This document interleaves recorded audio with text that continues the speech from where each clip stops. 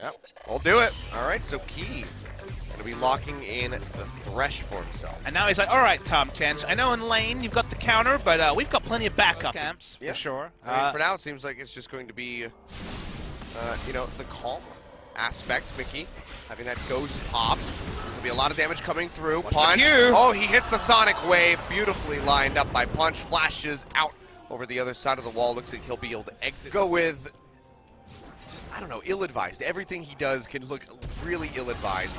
Kind of like playing up when you have no flash, no cleanse. The playing up part is a little bit facetious. I mean, he just wanted to hit him mid. Punch is back mid again. They're just going for it one more time. Yeah, that's going to be the Sonic Wave. Realm Warp in. Nice Petrifying Gaze, but it's still not enough to save Mickey's life. Dragon's Rage Kick will finish him off. And just to, again, complete the point is that look on... Punch is really stuck around to get damage on the turret. At this point, you can see Seonghwan pops the ultimate. Rune Prison does connect on him. He goes down to about half HP, but ROX, they've roamed up from the bottom lane. Key not really going to line up that Death Sense as well as he would like. Sangyoon throws out the Crystalline Arrow, is able to take out GuGer. This is the fight that he needed. A double kill coming through from Sangyoon. 3 kills in total for ROX Tigers. By the ROX Tigers especially. Let's see if Edge actually gets through. Nope, canceled on the Realm Warp. Yeah, and he is going to go down. 4 kills now picked up for ROX. Nicely done. That's something inside the jungle. The Kongdoo monster. Crystalline Arrow goes in, finds Punch. Played back in. He is going to go down. Nice Dragon's Rage, but comes in way too late. They get the pick, and Mickey is able to get a kill. Suddenly 1-3-3 as opposed to coming through from ROX is going to be looking pretty good in that bottom side of the jungle. Key now roaming up. Edge, flash forward into the play, into the Death Sense. Petrifying Gaze to really lock him in. Seonghwan, he tastes the fear. He takes him out. Edge suffering. Same sort of game as the last game where he was farming, but map pressure advantage was different.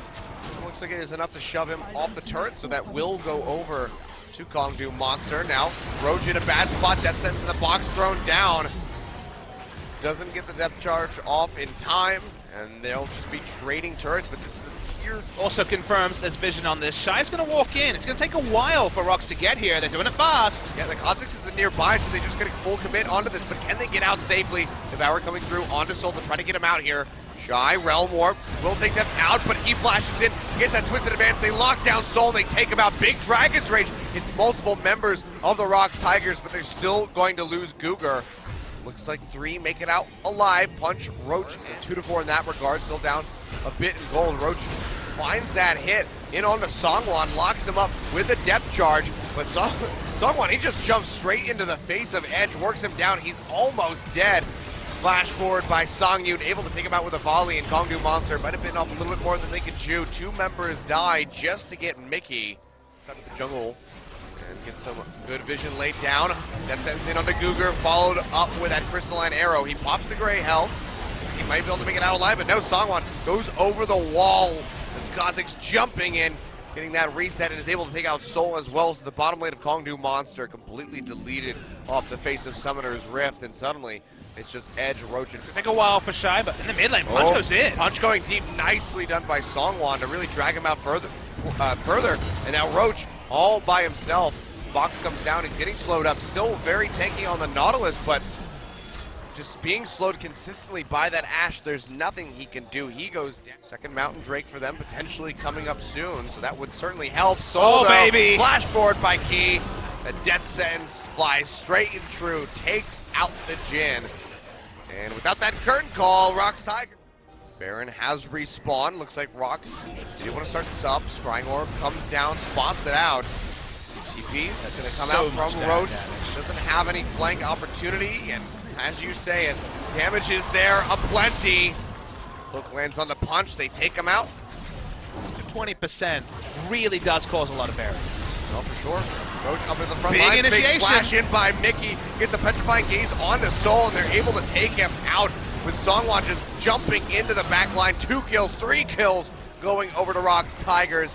45 seconds on the death timers here, and you have to expect that this is going to be the end of the line.